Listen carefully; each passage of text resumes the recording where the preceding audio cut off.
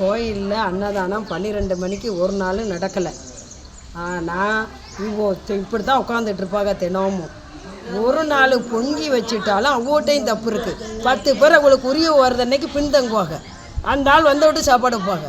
அது பல நாள் நான் பார்த்துட்டேன்.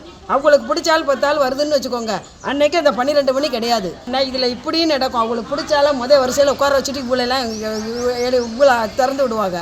அவ்வளோட்டையும் தப்பு இருக்குது, வீவோட்டையும் தப்பு இருக்குது. 2 பேரும் கூட்டுக்கல்லாளி எப்படி நிறைவேறும்? டெய்லி 50 பேர்னா டெய்லி எத்தனை 50 பேர் சாப்பிட்றீங்களா, 25 பேர் சாப்பிட்றீங்களா? ஒரு நாளைக்கு 25 பேர் இருக்கும், ஒரு நாளைக்கு 40 பேர் இருக்கும். 50 பேர் என்றைக்கோ ஒரு நாளைக்கு தான் வரும். மற்ற நாள் பூரா 50 பேர் கிடையாது.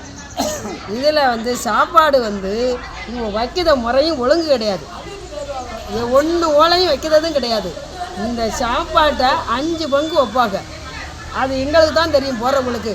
எந்த கோயில்லையுமே நான் எல்லா கோயிலும் பார்த்துருக்கேன். இந்த கோயிலில் மாதிரி அநியாயம். பொங்கி போடுறத விட்டையும் தப்பு இருக்குது, வீவோட்டையும் தப்பு இருக்குது. இவ்வளோ தப்பை மறைக்க இவ்வளோ மறைப்பாங்க. முறைப்படி சாப்பாடு கிடையாது. பொங்கி சாப்பாடு முடிஞ்ச விட்டு மிச்சத்தை கொண்டு போகணும், அப்படியும் கிடையாது. நான் அங்கே வந்த விட்டு 5 பங்காக கொண்டு போக நானே பார்த்துருக்கேன். தவறு நிறையா நடக்கு. ஒரு நாள் இழுத்து போட்டுங்க கதவை சரியாக பிறக்கும். எவ்வளோ நாளாக இது நடக்கு? இது நான் இப்போ 2 வருஷமாக, அதுக்கு முந்தி நான் வரல, 2 வருஷமாக இதே கூத்து தான். ஒரு நாள் மணி நல்லா கேளுங்க, ஒரு நாள் மணி 1:30 மணிக்கு இப்படி கதவை பூட்டி கிடக்கு. பூட்டி கிடந்தா ஒரு கொத்த வேலை ஆக்குதோ 20 பேர் வராங்க, வந்த விட்டு திறந்து விடுதாங்க. அப்போ அது எவ்வளோ பெரிய தப்பு? அந்த 12 அவங்க ஆளுக்கு பிடிச்சால் வந்தால் அந்நேரக்கு பின்தங்குதா? அந்த பாதையில் விடுறது தப்பு தானே. இந்த பாதைனா இதே பாதை தானே விடணும். வெங்கட்ராமன்ட்ட போய் சொல்லியாச்சு. நிறைய அதிகாரிட்ட இங்கே இருக்க சிவர் இது மாதிரி அடிக்கடி நடக்கா அந்த மாதிரி சாப்பாடு போடாமல் இருக்கு. ஆமாங்கல்ல சார். பேர்கிட்ட அவர் பேர் என்ன வருமா, அந்தோணிசாமி, அவர் இந்த கட்சியில் இருக்கார்ல, அவருக்கு நான் ஃபோன் போட்டு அங்கே போய் இதே தொழில் தான். இந்த பிள்ளையை போய் சத்தம் போட்டு என்ன செய்ய? இந்த பிள்ளையை உண்மையை சொல்லாதேங்காக. அவளும் சொல்லிட்டாங்க, இவளும் சொல்லிட்டாங்க. அவள் எப்படி உண்மையை சொல்லாமல் இருக்க முடியும்? உண்மையை சொன்னால் அவள் சண்டைக்கு வரா, நடுவில் நின்று அது என்ன செய்யும்? நான் கடையநல்லூரில் பார்த்துருக்கேன். 9 மணிக்கு கயிறு நெறிக்கிட்டு இருக்கா. நான் 12 மணிக்கு கொடுத்தாலும் வைப்பேன்னு சொல்கிறதே தப்பு தானே. எப்படி வைக்க முடியும்? 9 மணிக்கு காய்கறி வரணும், அதான் முறை. 12 மணிக்கு நான் தென்காசியில் போய் பார்த்தல.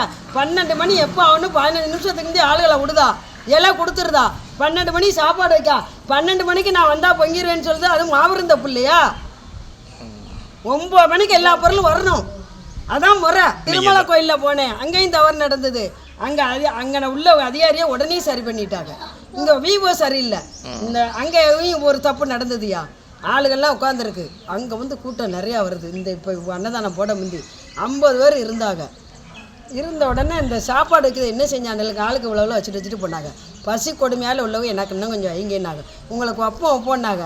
ஆனால் 10-20 பேருக்கு ஆட்டோக்காரனுக்கும் அவனுக்கும் அள்ளி வச்சாங்க. விறுவிறுன்னு போனேன், ஆஃபீஸர்கிட்டே போனேன். என்னையா இப்படி நடந்துக்கிட்டு இருக்குனே. மறுவாரம் போகும்போது அவர் நிற்கார். எல்லா கோயிலையும் தப்ப கேட்பேன். பாருங்க, ஒரு நாள் கேளுங்க, மசால் பொடியே இல்லாமல் வெறும் பருப்பை வேக வச்சு உப்பை போட்டு வச்சுருக்காங்க. அரிசி நல்ல அரிசியா இல்லையா? அரிசி தினம் அந்த அரிசி எங்களுக்கு தெரியுமில்ல, அது ஒன்னோட ஒன்று நல்ல அரிசியாக இருக்கும். அந்த அரிசி வேற, உங்கள் ஊடால பொங்குதெல்லாம் வேற ரேஷன் அரிசி தான். ஆமாம், தெரியுமில்ல எங்களுக்கு, சாப்பிடுறவங்களுக்கு.